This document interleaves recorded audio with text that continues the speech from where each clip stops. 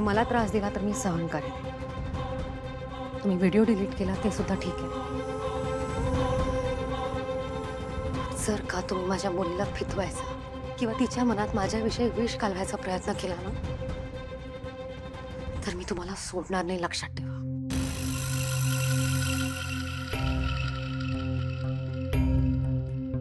माझ्या मुलींच्या बाबतीत काही जरी केलं ना यापुढे, तर ही आई सगळं विसरून जाईल.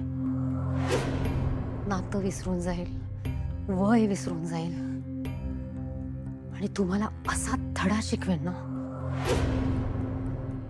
जो तुम्ही आयुष्यभर विसरणार नाही. त्यामुळे आता हे शेवटचं सांगते मी.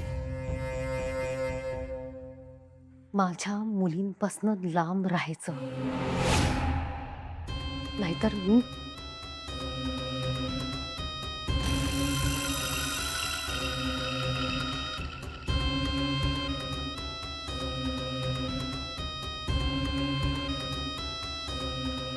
बाबा मी नाश्ता घेऊन येते तुमच्यासाठी.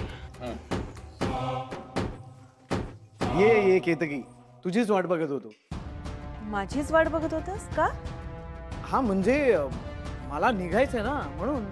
अरे मी तोच विचार करत होते की तू अजून गेला का नाहीस.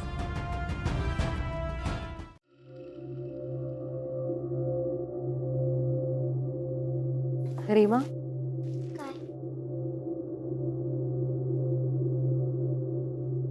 आता जे काही विचार आहे ना त्याचं खरं खरं उत्तर द्यायचं. काय झालं?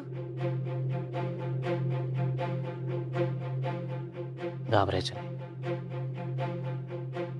हे जे काही विचारते ना त्याची शांतपणे उत्तर द्यायची. गुड काय? बाळा, तू काल माझा मोबाईल घेतला होतास ना?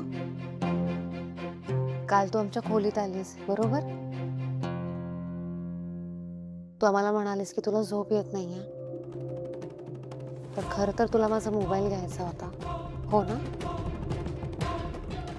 बोल ना रीमा, काय विचारते आई? बाळा, तुला कोणी फोन आणायला सांगितला होता? काका आजोबांनी ना? तुला काकासोबत सांगितलं होतं का? हो का ग?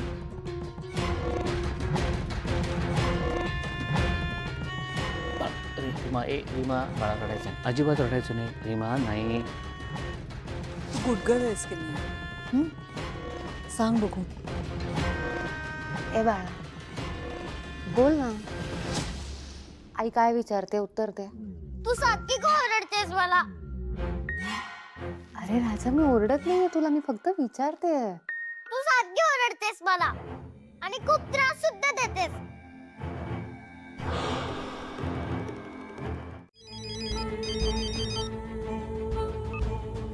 बोल केतकी.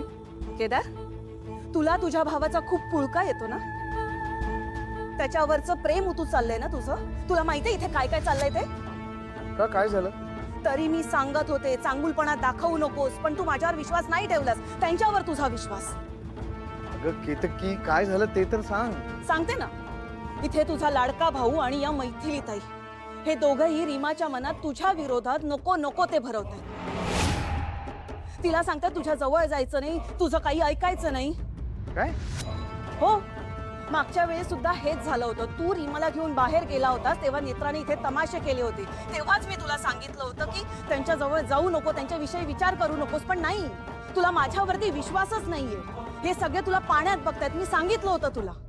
केतकी पण कसं आहे ना, तू खूप चांगुलपणा दाखवतोस रे, पण ही सगळी माणसं त्या योग्यतेचीच नाहीयेत. बघितलंस ना काय केलं त्यांनी? ह्या लहान मुलीच्या मनात काय काय भरवतात. असं कसं करू शकतात हे? बरं बघतो मी. बघतो काय बघतो? अजून काय बघायचं बाकी आहे? पास झालं, आता पास झालं. आता ह्या माणसांशी तू नीट वागायचं नाहीस. घरी आल्यानंतर बोलू आपण. ये, वाटच बघते मी.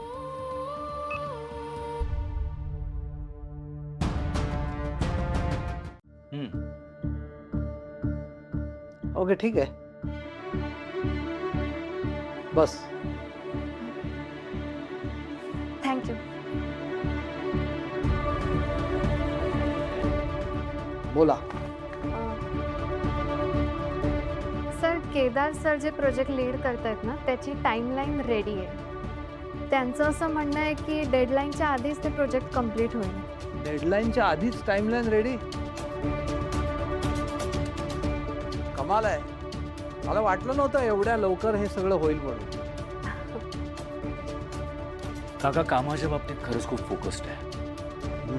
त्याचा एक्सपिरियन्स आपल्याला डेफिनेटली फायदा होईलच. अर्थात सर. Sir file.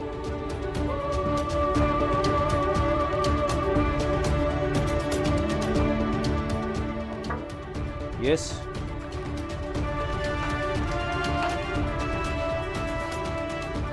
सर बोलावलं. मी बोलवलं. मला एक चहा सांग, साखर कमी. अद्वैत सर आणि मेघना, तुम्ही काय घेणार? Black coffee. सर तुम्हाला पण ब्लॅक कॉफी आवडते? सर कायम ब्लॅक कॉफीच पितात. सर मला पण ब्लॅक कॉफीच आवडते. आपल्या आवडीनिवडी जुळतात ना सर?